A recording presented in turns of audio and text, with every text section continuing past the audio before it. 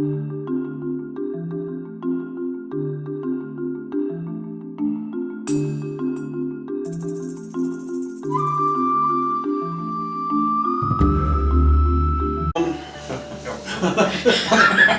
it, getting old sucks. Right?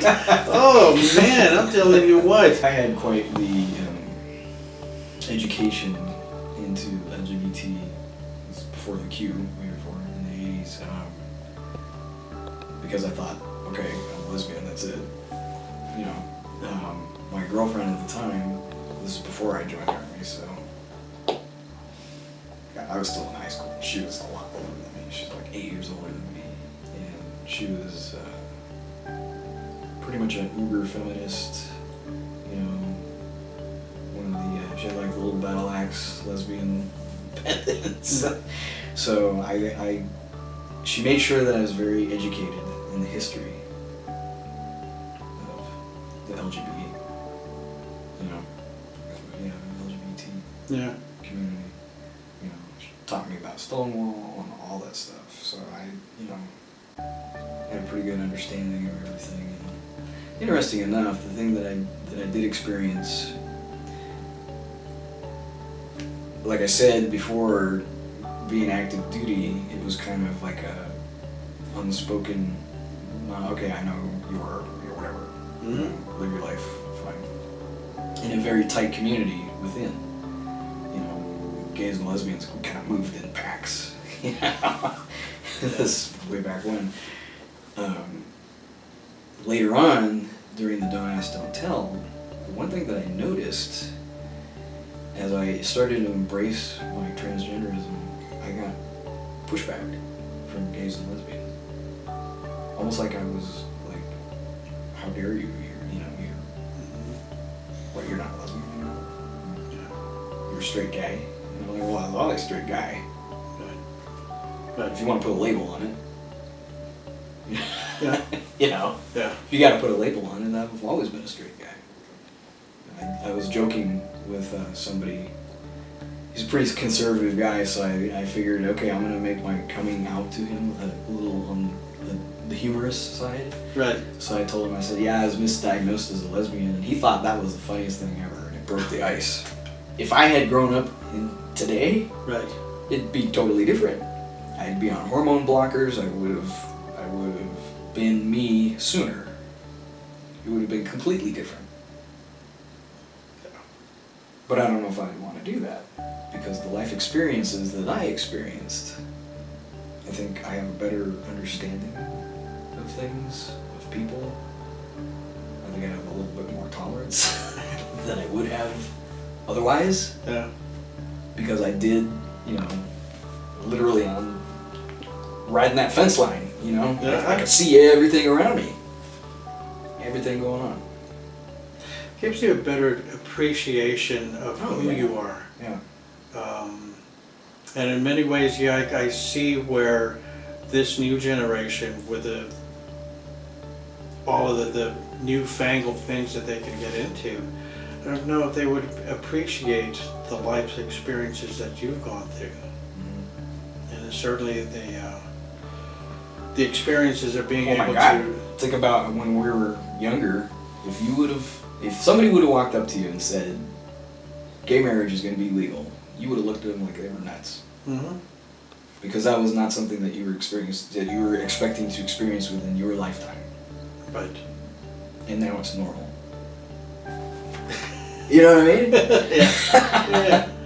So I think the older generation definitely has a totally different view of coming up through the ranks, I guess. If you were to go back, say 20, 30 years to talk to your old self, what would you tell her? I wish I would have transitioned in my 30s, because I'm 52 now. So that's 20 years I can't get back. Yeah. But as you look ahead to a wonderful life ahead. Yeah. The deep appreciation of the road trip, if you will.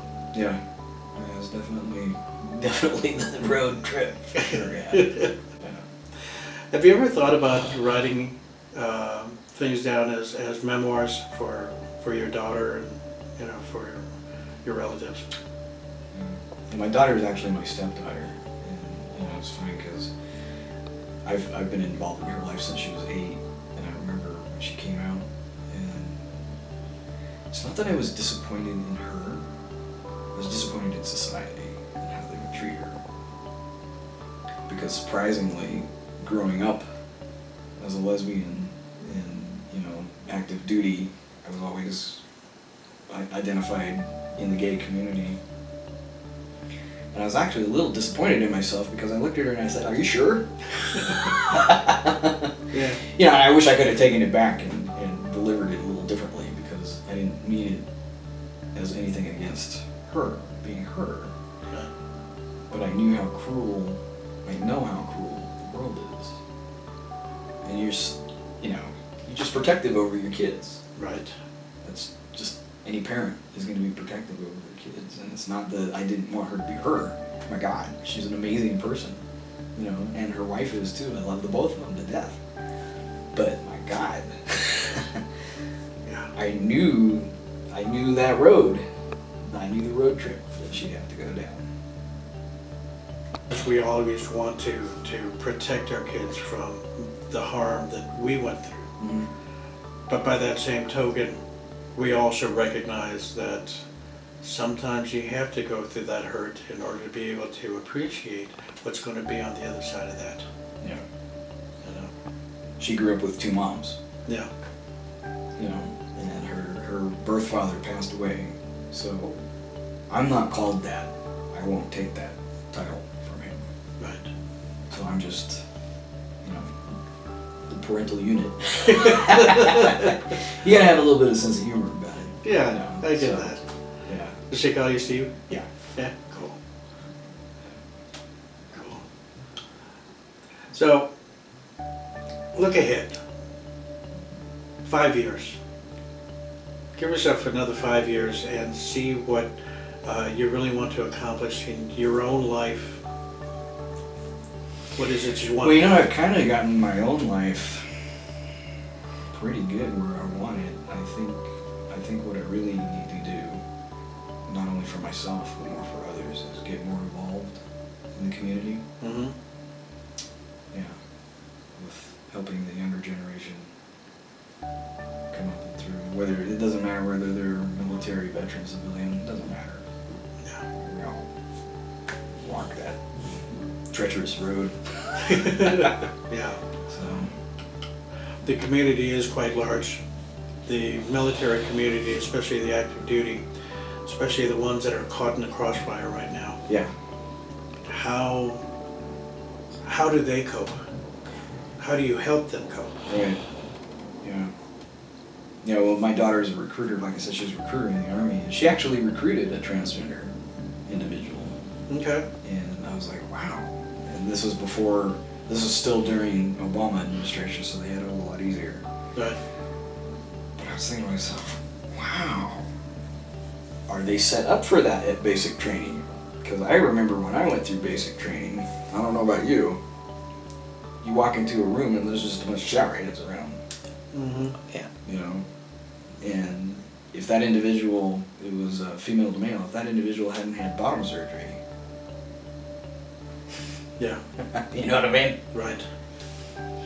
I mean, even now, of us we consider ourselves transitioned, but we're all in different stages, you know, not all of us deem it necessary to go through everything. Right.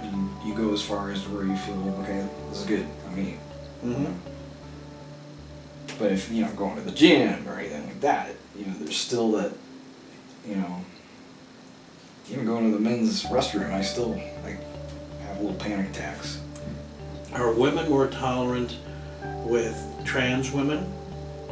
Because it seems like it would be if they're cis. Mm-hmm. But certainly the lesbian core has an incredible divide. They either accept you or they don't. There's no gray area. And you go to the clubs and the bathrooms get backed up. Lesbians have no problem going to the guy's bathroom. Right. No problem. Yeah. But let a drag queen try and go in the women's room, all hell breaks loose. Come on. I know. Yeah. I've seen that, and it's like, okay, so my kidneys have got to be about this big. Yeah. I'm drinking nothing today. I'm 64, and being trans woman, it's kind of hard to find somebody who's tolerant, accepting, and loving all in one time. You'll either get 1, 2, or 3, but you're never going to get the Megillah, or at least I don't think so. When you're in the military, so you're in close quarters with folks, you know, the communication models always say never date a subordinate or never date a superior because this is going to happen in the workplace. Mm-hmm. How do you handle that? Mm-hmm. What kind of advice do you give active duty who are in the transition? Well, I know if it was myself, I really like my privacy. I really like my own time. So I would probably have a tendency to look elsewhere. Mm-hmm. You know, and keep my work separate from my private life. I think but that's just my personal experience. It's just easier that way. There are quite a number of folks who feel the same way too. You know, the bar scene certainly isn't apropos. I think when you go to the meat market, come on, you know what I mean. Well, my wife and I have been married for 13 years. I was a lesbian when we met, but I was very open, and I explained to her about how I felt transgender, and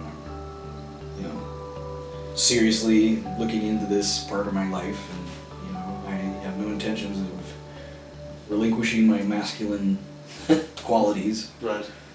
And she still decided to marry me.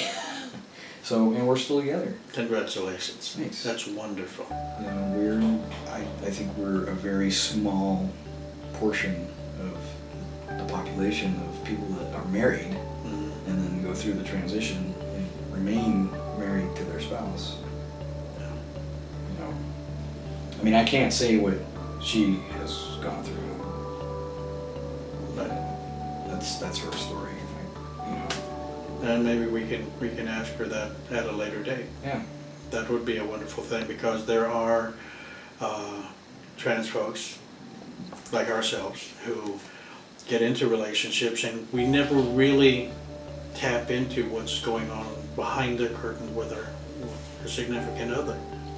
Sometimes they'll shelter it, and sometimes it manifests into so many different ways. Yeah.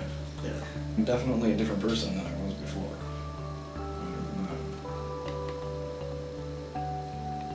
A lot more forthright. My aggression has definitely increased because of testosterone.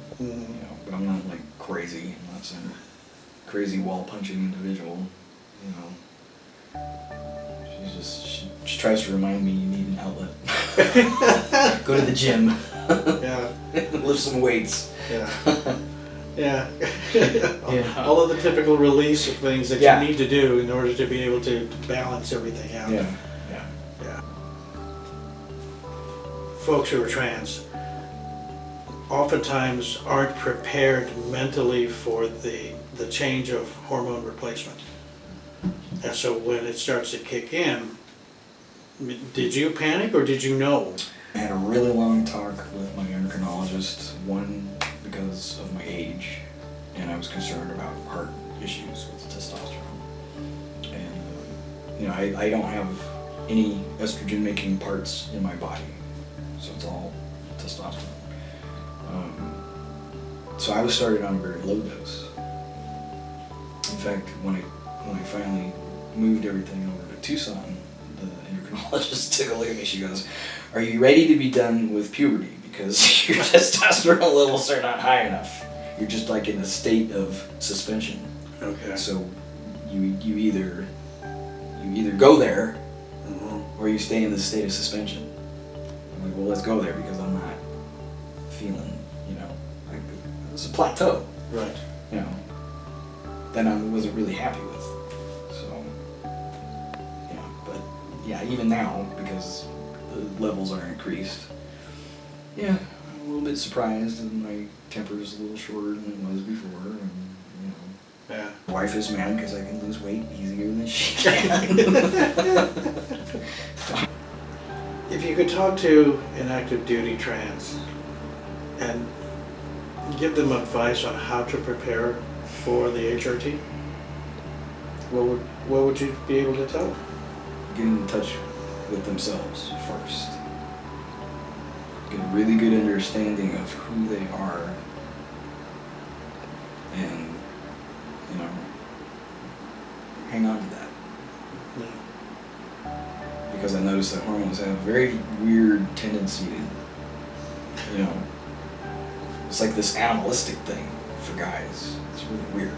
Mm-hmm. You know, because, you know, my wife and I had, we started talking about infidelity. And this is when I first started out super low dose. I'm like, well, I don't understand it because, you know, it's a chemical thing. It still is a chemical thing. Right. But my God, it's really strong. Stronger than I thought. So I'm kind of glad that I had been in therapy and talked all this stuff out to really understand myself and to understand the process. And, you know, it's okay to have this strong drive, but you really need to make this thing function. Right. To take the wheel. Uh-huh. You know, or your whole life is gonna just turn upside down.